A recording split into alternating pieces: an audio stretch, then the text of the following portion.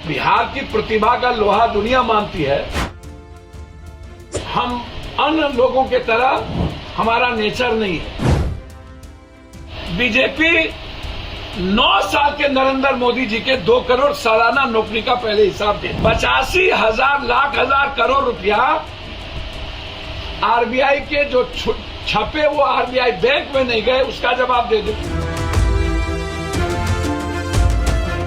बिहार में नई शिक्षक भर्ती नियमावली को लेकर शिक्षक अभ्यर्थियों का विरोध तेज हो गया है। शिक्षकों के खाली पदों पर भर्ती के लिए बीपीएससी ने 12 जुलाई तक आवेदन मांगा है, जिसमें अब बिहार सरकार ने प्रस्ताव लाकर एक बड़ा बदलाव किया है। कैबिनेट प्रस्ताव में बिहार में शिक्षक नियुक्ति के लिए किसी भी तरह की डोमिसाइल नीति खत्म कर दी गई है। इसका मतलब यह है कि अब देश में कहीं भी रहने वाले शिक्षक अभ्यर्थी बिहार में होने वाले बीपीएससी की परीक्षा में शामिल होकर बिहार में शिक्षक बन सकेंगे। वहीं अब इस मुद्दे की जांच अब सियासी गलियारों में भी उठने लगी है। जन अधिकार पार्टी के राष्ट्रीय अध्यक्ष पप्पू यादव ने डोमिसाइल नीति को खत्म किए जाने के खिलाफ नाराजगी जताई है।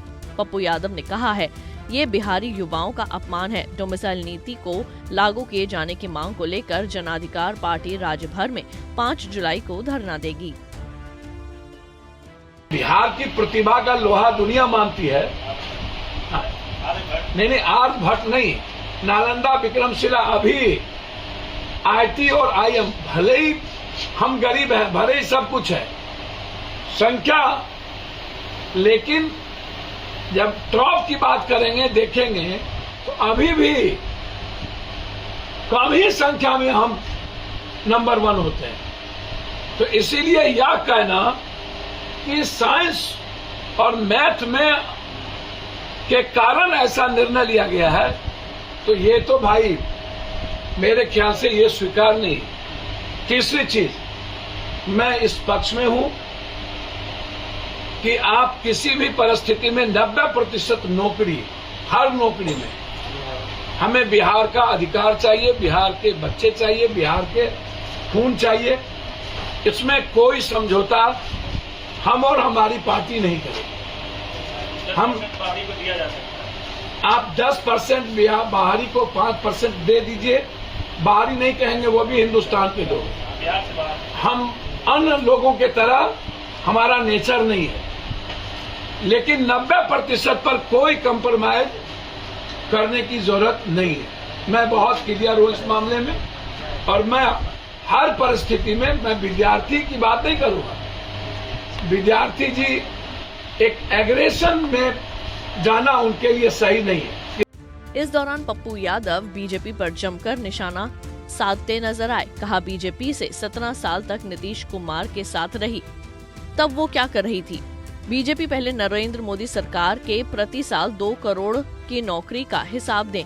वहीं पप्पू यादव ने यूनिफॉर्म सिविल कोड पर अपनी बात रखते हुए कहा कि यूसीसी का तो मणिपुर के सीएम ने ही इसका विरोध कर दिया है। यूनिफॉर्म सिविल कोड सिर्फ चुनावी प्रोपेगेंडा के अलावा कुछ नहीं है। 2024 में विपक्षी एकता को लेकर मोदी सरकार घबरा गई है। बीजेपी के बारे में तो मेरी ये ओपिनियन है, 17 साल ये सरकार में रही और इन्हीं के हाथ में सारे विभाग थे, और वो नौकरी का 10 साल पूछेंगे तो 10 साल नौकरी से बेहतर है 1 साल भी अभी सरकार को नहीं हुई। बीजेपी 9 साल के नरेंद्र मोदी जी के 2 करोड़ सालाना नौकरी का पहले हिसाब दे दो।